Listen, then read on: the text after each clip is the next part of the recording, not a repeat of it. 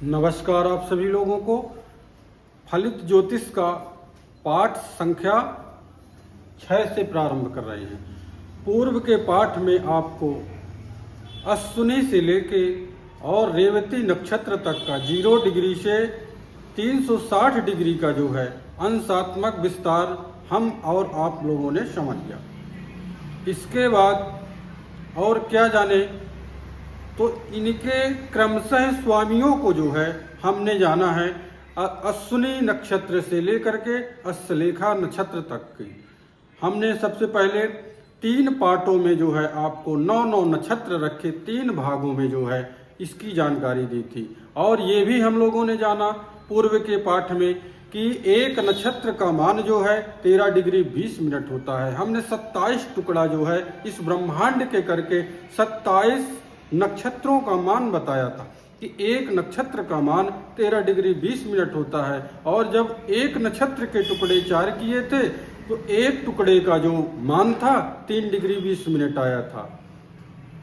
यानी कि 4 चरण, इनको एक नक्षत्र में 4 चरण होते हैं। तो एक नक्षत्र का मान जो है 3 डिग्री 20 मिनट हुआ। अब इसमें हमने 3 खंडों में आपको 9 करके सभी नक्षत्रों का जो है परिचय कराया। अब ये नक्षत्र इतने महत्वपूर्ण हैं कि ये जो ज्योतिष है, तो फलित ज्योतिष की अगर आप वैश्विक नक्षत्रों का परिचय, नक्षत्रों का स्वभाव क्या होता है कि नक्षत्र जो है शुभ भी होते हैं, नक्षत्र अशुभ भी होते हैं।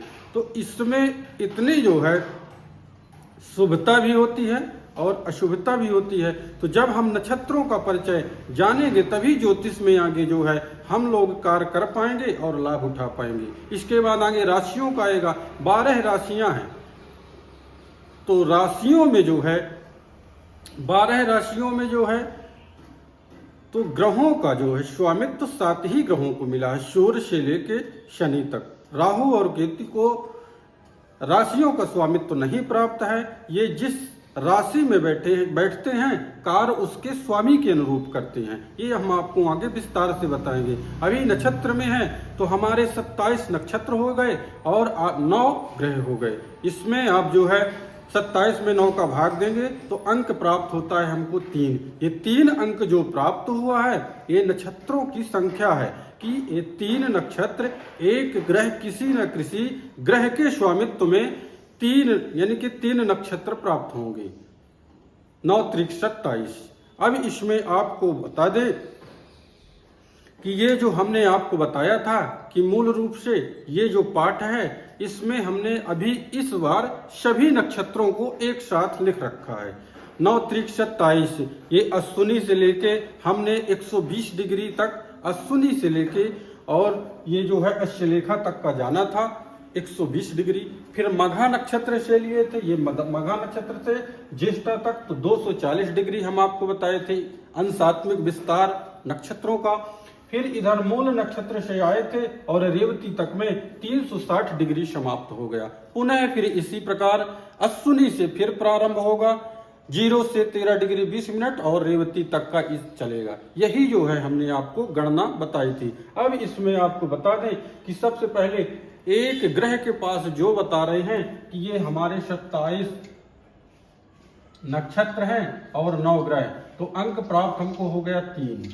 तो ये 3 अंक जब प्राप्त हो गया तो हमें ये पता चल गया कि एक ग्रह के पास 3 नक्षत्रों का जो है ना स्वामित्व है।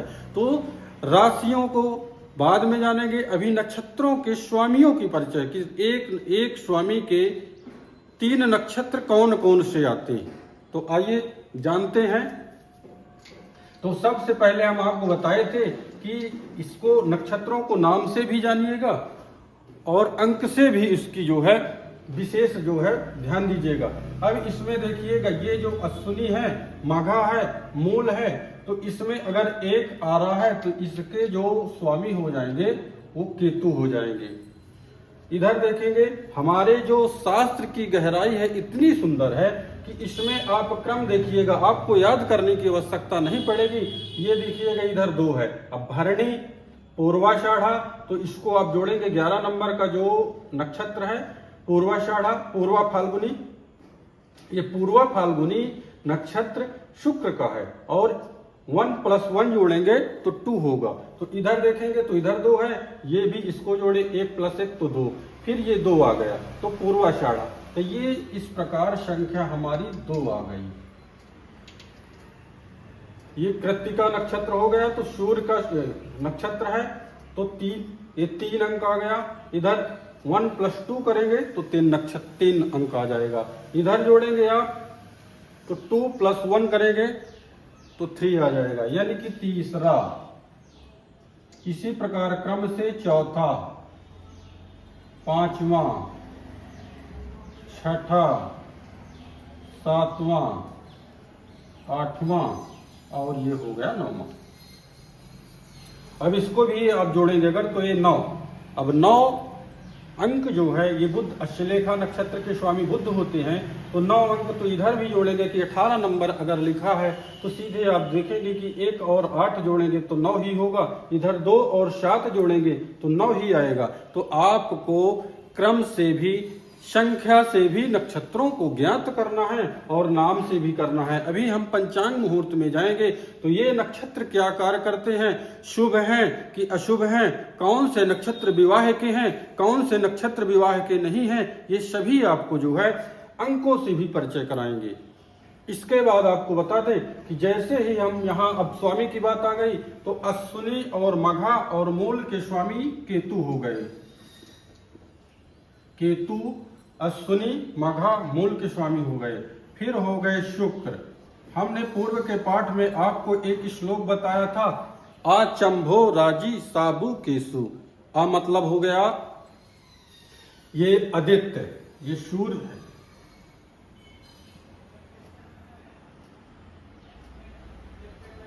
ये सूर्य हो गए।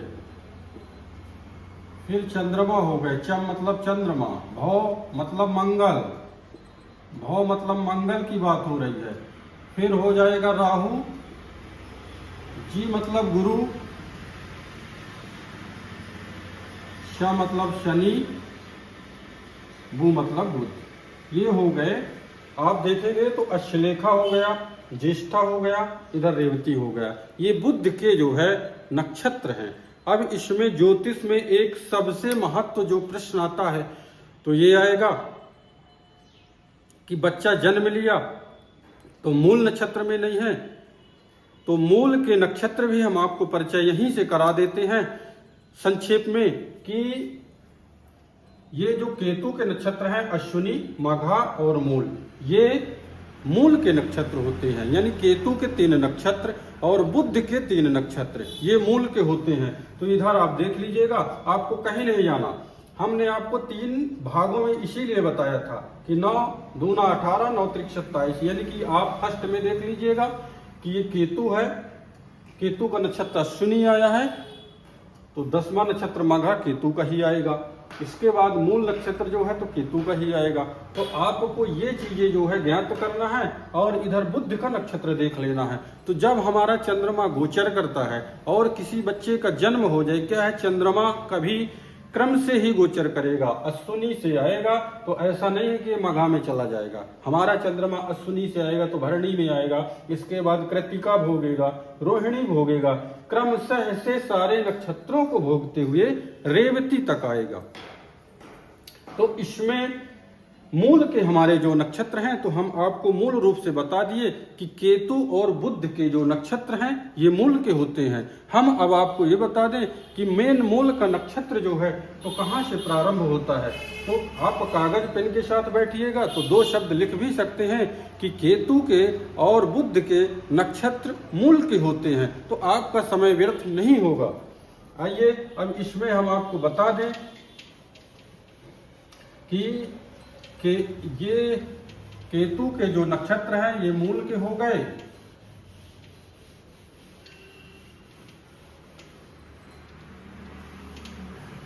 और इधर जो है हमारा हो गया अश्लेखा,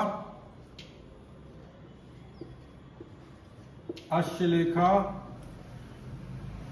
फिर इधर आ जाइए आप तो ज्येष्ठा, इधर आ जाइए तो रेवती। ये बुध के नक्षत्र हो गए। तो इसका स्वामी केतु हो गया और इसका स्वामी बुध हो गया। अब हम आपको बता दें कि जैसे ही एक नक्षत्र के 4 चरण होते हैं, तो मान लीजिए कि अश्विनी, तो ये अश्विनी हो गए, ये 4 चरण अश्विनी के हो गए। अश्विनी नक्षत्र के ये 4 चरण हो गए। तो अश्विनी से जैसे ही चंद्रमा चलेगा हमारा, तो अश्विनी में भोगने के बाद सीधे वो जो है इधर आप आ जाएंगे, तो अश्विनी हो गया और इधर आ जाएगा ज्येष्ठा।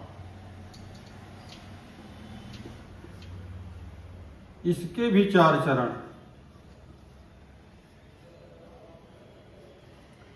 तो अश्विनी के जो 2 चरण हैं, यानी कि 6 डिग्री 40 मिनट जो है, इसको शेष आप छोड़ दीजिए, तो आपको मूल जो है यहाँ प्राप्त होगा। फर्स्ट में, अश्विनी के फर्स्ट में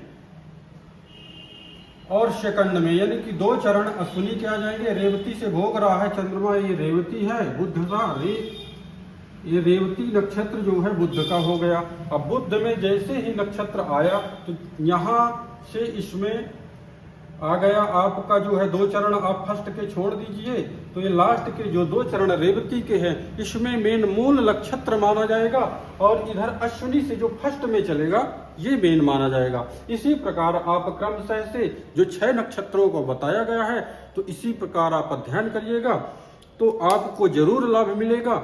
और हमारे चैनल में टेक ऑफ एस्ट्रो में अगर आप इसको क्रम से पढ़ेंगे तभी आप लाभ उठा पाएंगे। ऐसा अगर करेंगे कि एक पार्ट सुन रहे हैं, दूसरा पार्ट नहीं सुन रहे हैं, तो आपको लाभ ज्यादा नहीं मिल पाएगा। इसलिए आप पीछे पार्ट से इसको श्रवण करिएगा, तो आपको ज्यादा लाभ मिलेगा। हम आपको आगे बताएंगे। तब तक के लिए नमस्कार।